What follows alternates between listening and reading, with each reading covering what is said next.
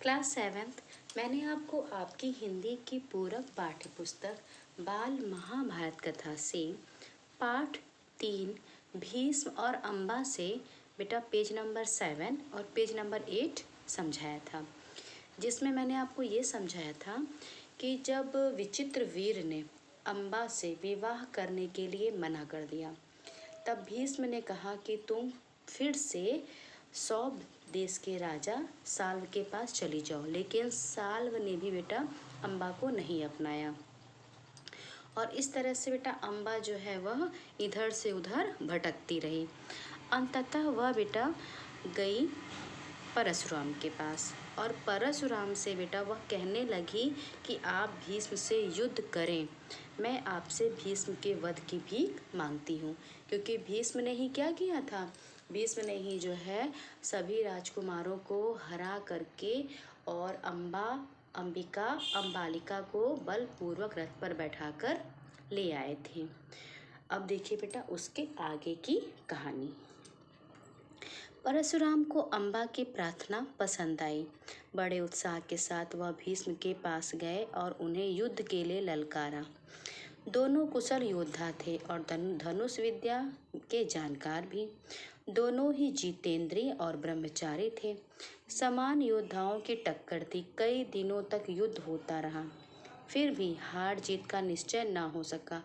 अंत में परशुराम ने हार मान ली और उन्होंने अम्बा से कहा, जो कुछ मेरे वश में था कर चुका, अब तुम्हारे लिए यही उचित है कि तुम भीष्म ही की शरण लो।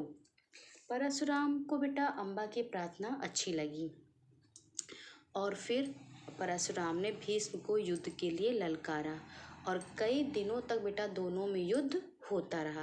लेकिन हार और जीत का कोई निश्चय नहीं हो रहा था। क्यों? क्योंकि दोनों ही क्या थे, दोनों ही कुशल योद्धा थे, दोनों ही धनुष विद्या के जानकार थे।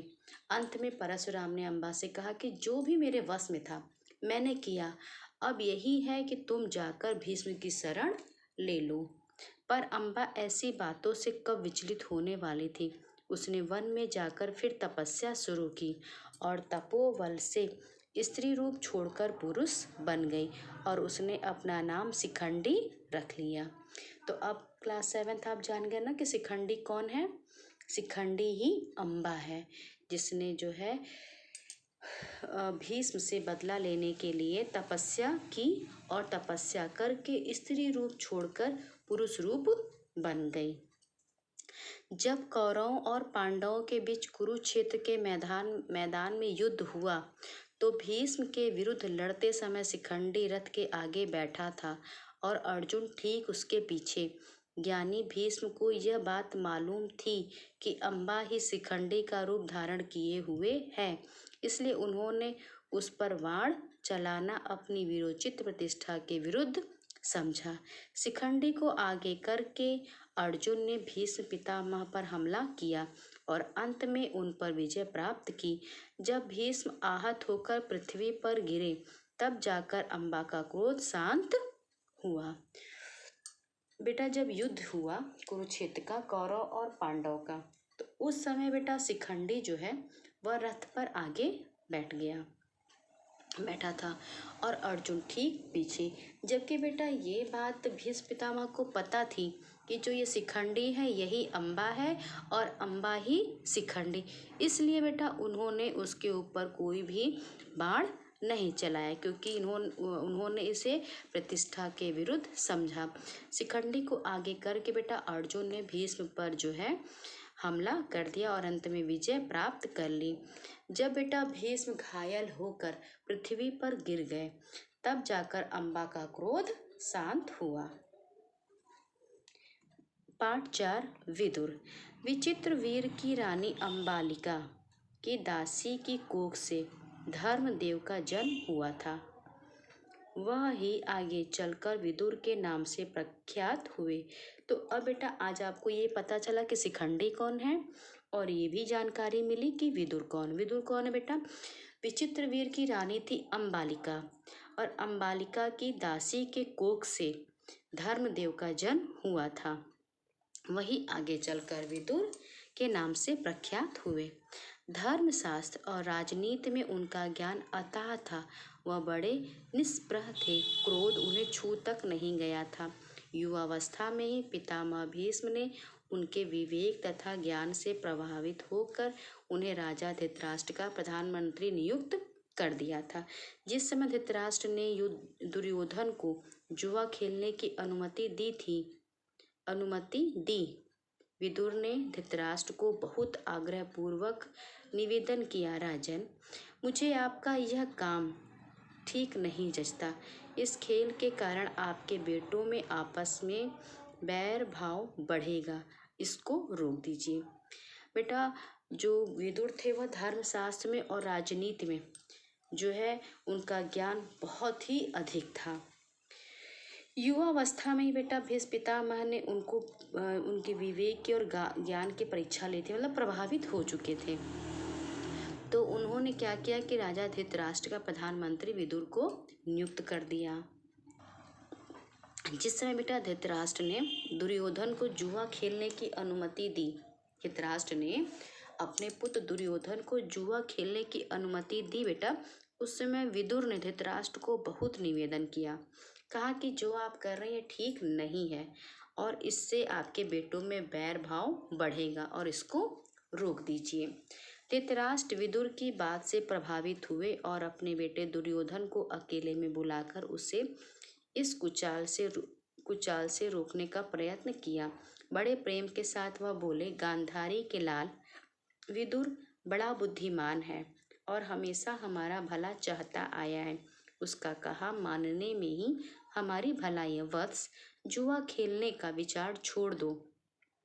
विदुर कहता है कि इससे विरोध बहुत बढ़ेगा और वह राज्य के नाश का कारण हो जाएगा। छोड़ दो इस विचार को। दुर्योधन ने बेटा जब विदुर की बातें सुनी तो बहुत ही प्रभावित हुए और उन्होंने अकेले में अपने बेटे दुर्योधन को बुलाया और बुलाकर समझाया। कहा कि विदुर बहुत ही बुद्धिमान है और हमेशा हमारा भला चाहता है, तो तुम ये विचार, जुआ खेलने का विचार छोड़ दो और इस विचार को तुम छोड़ दो, क्योंकि यह राज्य के नाश का कारण बनेगा। धृतराष्ट्र ने अपने बेटे को सही रास्ते पर लाने का प्रयत्न किया, किंतु दुर्योधन ना माना। वृद्ध धृतराष्ट्र अपने बेटे से बहुत स्नेह करते थे। अपनी इस कमजोरी के कारण उसका अनुरोध, अब आइए बेटा पेज नंबर 10 पर, अनुरोध वह टाल ना सके और युधिष्ठिर को जुआ खेलने का न्योता भेजना ही पड़ा। बेटा जो धृतराष्ट्र थे वह दुर्योधन से बहुत प्रेम करते थे। उन्होंने बहुत समझाया दुर्योधन को, लेकिन बेटा वह नहीं माना और इस तरह से बेटा युधिष्ठिर को जुआ खेलने का न्योता भेजना पड़ा। धृतराष्ट्र पर बस न चला तो विदुर युधिष्ठिर के पास गए, उनको जुआ खेलने को जाने से रोकने का प्रयत्न किया। युधिष्ठिर ने विदुर की सब बातें ध्यानपूर्वक सुनी और बड़े आदर के साथ बोले, चाचा जी, मैं यह सब मानता हूँ, पर जब काका धृतराष्ट्र बुलाएं तो मैं कैसे इनकार करूँ। युद्ध या खेल के लिए बुलाए जाने पर ना जाना क्षत्रिय का धर्म तो नहीं है। यह कहकर युधिष्ठिर क्षत्रिय कुल की मर्यादा रखने के लिए जुआ खेलने गए। जब बेटा विदुर ने धृतराष्ट्र को समझाया और जो है युधिष्ठिर और धृतराष्ट्र नहीं समझे, जब मतलब विदुर ने धृतराष्ट्र को समझाया कि ऐसा करने के लिए दुर्योधन को मना कीजिए, लेकिन बेटा जब धृतराष्ट्र पर उनका बस नहीं चला तब वह युधिष्ठिर के पास गए और युधिष्ठिर से उन्होंने बड़े आदर के साथ युधिष्ठिर को भी उन्होंने समझाया कि जुआ खेलने के लिए ना जाओ। बेटा युधिष्ठिर ने सारी बातें ध्यान से सुनी और फिर बड़े आदर के साथ उन्होंने कहा कि चाचा जी, जुआ युद्ध के लिए और खेल के लिए जब भी बुलाया जाता है तो एक क्षत्रिय का धर्म होता है कि मतलब अगर कोई युद्ध में और खेल में बुलाए और बुलाए जाने पर ना जाना क्षत्रिय का धर्म नहीं होता है। मतलब कि चाहे खेल हो और या युद्ध हो, अगर इसके लिए कोई आमंत्रित कर रहा है, बुला रहा है, तो जाना ही क्षत्रिय का धर्म होता है। यह कहकर युधिष्ठिर क्षत्रिय कुल की मर्यादा रखने के लिए बेटा जुआ खेलने गए। अब है पाठ 5 कुंती। यदुवंश के प्रसिद्ध राजा सूरसेन श्री कृष्ण के पितामह थे। इनके प्रथा नाम की कन्या थी। उसके रूप और गुणों की कीर्ति दूर दूर तक फैली हुई थी। सूरसेन के फुफेरे भाई कुंती भोज के कोई संतान न थी। सूरसेन ने कुंती भोज को वचन दिया था कि उनकी जो पहली संतान होगी उसे कुंती भोज को गोद दे देंगे। उसी के अनुसार सूरसेन ने कुंती भोज को प्रथा गोद दे दी। कुंती भोज के यहाँ आने पर प्रथा का नाम कुंती पड़ गया। इसके पहले बेटा आपने पढ़ा शिखंडी कौन था, फिर आपने पढ़ा विदुर कौन थे। अब बेटा आपको पढ़ना है, समझना है कुंती कौन थी। बेटा यदुवंश के प्रसिद्ध राजा थे सूरसेन, और सूरसेन जो है वो श्री कृष्ण के पितामह थे। इनके यहाँ बेटा प्रथा नाम की कन्या थी। सूरसेन जो थे बेटा मतलब श्री कृष्ण के पितामह। सूरसेन के फुफेरे भाई थे कुंती भोज। कुंती भोज के यहाँ बेटा जो है कुंती भोज के यहाँ कोई भी संतान नहीं थी। तो सूरसेन ने कुंती भोज को वचन दिया था कि मेरे यहाँ जो भी संतान होगी मैं तुम्हें उसे गोद दे दूंगा। इस तरह से बेटा सूरसेन ने कुंती भोज को गोद दे दिया, और उसी के अनुसार सूरसेन ने कुंती भोज को प्रथा जो है गोद दे दी। मतलब कुंती का नाम क्या था, पहले प्रथा था। कुंती भोज के यहाँ जब प्रथा आई तब उसके बाद उनका नाम कुंती पड़ गया। तो कुंती कौन है बेटा, कुंती जो है यदुवंश के प्रसिद्ध राजा सूरसेन श्री कृष्ण के पितामह थे। तो वह कौन है, वह बेटा कुंती भोज की पुत्री हैं। और कुंती भोज को प्रथा किसने दिया था, सूरसेन ने। सूरसेन जो श्री कृष्ण के पितामह थे। कुंती के बचपन में ऋषि दुर्वासा एक बार कुंती भोज के यहाँ पधारे। कुंती ने 1 वर्ष तक बड़ी सावधानी व सहनशीलता के साथ उनकी सेवा शुश्रूषा की। उनकी सेवा टहल से दुर्वासा ऋषि प्रसन्न हुए और उसे उपदेश दिया और बोले, कुंती भोज कन्या, तुम किसी भी देवता का ध्यान करोगी तो वह अपने ही समान एक तेजस्वी पुत्र तुम्हें प्रदान करेगा। बेटा कुंती ने बचपन में ऋषि दुर्वासा कुंती के बचपन में बेटा ऋषि दुर्वासा एक बार कुंती भोज के यहाँ पधारे थे। कुंती ने बेटा बहुत ही ज़्यादा उनकी सेवा की, शुश्रूषा की, मतलब कि सेवा उनकी बहुत की। सेवा टहल से दुर्वासा ऋषि बहुत खुश थे और उन्होंने कहा, उपदेश दिया कि तुम जिस भी देवता का ध्यान करोगी तो वह अपने ही समान तुमको एक तेजस्वी पुत्र प्रदान करेगा। इस प्रकार सूर्य के संयोग से कुमारी कुंती ने सूर्य के समान तेजस्वी एवं सुंदर बालक को जन्म दिया। जन्मजात कवच और कुंडलों से शोभित वही बालक आगे चलकर शस्त्रधारियों में श्रेष्ठ कर्ण के नाम से विख्यात हुआ। बेटा सूर्य के संयोग से कुमारी कुंती ने सूर्य के ही समान तेजस्वी सुंदर बालक को जन्म दिया। जन्म से ही बेटा वह बालक कवच और कुंडल से जो है सुशोभित था। आगे चलकर बेटा यही बालक श्रेष्ठ कर्ण के नाम से विख्यात हुआ। लेकिन अब कुंती को लोक निंदा का डर हुआ। उसने बच्चे को छोड़ देना ही उचित समझा, इसलिए बच्चे को एक पेटी में बड़ी सावधानी के साथ बंद करके उसे गंगा की धारा में बहा दिया। बहुत आगे जाकर अधिरथ नाम के एक सारथी की नज़र उस पर पड़ी। उसने पेटी निकाली और खोलकर देखा तो उसमें एक सुंदर बच्चा सोता हुआ मिला। अधिरथ निसंतान था। बालक को पाकर वह बड़ा प्रसन्न हुआ। सूर्यपुत्र कर्ण इस तरह एक सारथी के घर पलने लगा। अब बेटा कुंती ने जन्म तो दे दिया, लेकिन अब उन्हें क्या हुआ, लोक निंदा का डर होने लगा। तो कुंती ने बच्चे को छोड़ देना ही सही समझा और उन्होंने बड़ी ही सावधानी से एक पेटी में कर्ण को रख दिया और गंगा की धारा में प्रवाहित कर दिया। बहुत आगे जाकर के बेटा अधिरथ नाम के एक निसंतान व्यक्ति को जो है कर्ण प्राप्त हुए। बालक को पाकर अधिरथ बहुत ही प्रसन्न हुए और इस तरह से बेटा कर्ण जो है पुत्र तो वह कुंती के थे, लेकिन वह एक सारथी के घर पलने लगे। इधर कुंती विवाह के योग्य हुई। राजा कुंती भोज ने उसका स्वयंवर रचा। उसने विवाह करने की इच्छा से देश विदेश से के अनेक राजकुमार स्वयंवर में आए। हस्तिनापुर के राजा पांडु भी स्वयंवर में शरीक हुए थे। कुंती ने उन्हीं के गले में वरमाला डाल दी। महाराज पांडु का कुंती से विवाह हो गया और वह कुंती सहित हस्तिनापुर लौट आए। जब बेटा कुंती बड़ी हुई, विवाह के योग्य, तो उनके पिता ने स्वयंवर रचा और विवाह करने के लिए बेटा बहुत सारे राजकुमार आए, लेकिन कुंती ने, और उसमें पांडु भी शामिल हुए, लेकिन कुंती ने बेटा पांडु के ही गले में वरमाला डाल दी। इस तरह से कुंती का विवाह पांडु से हुआ और वह पांडु कुंती से ब्याह करके हस्तिनापुर लौट आए। उन दिनों राजवंशों में एक से अधिक ब्याह करने की प्रथा प्रचलित थी।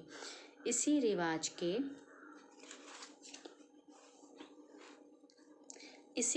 के अनुसार पितामह भीष्म की सलाह से महाराज पांडु ने मद्रराज की कन्या माद्री से भी ब्याह कर लिया। उन दिनों बेटा एक से अधिक ब्याह करने की प्रथा थी, तो इसी रिवाज के अनुसार पितामह भीष्म की सलाह से बेटा जो है पांडु ने मद्रराज की कन्या माद्री से भी विवाह कर लिया।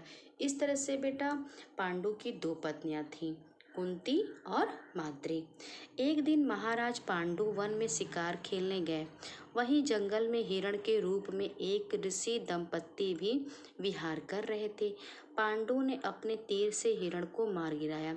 उनको यह पता नहीं था कि ये ऋषि दंपत्ति हैं।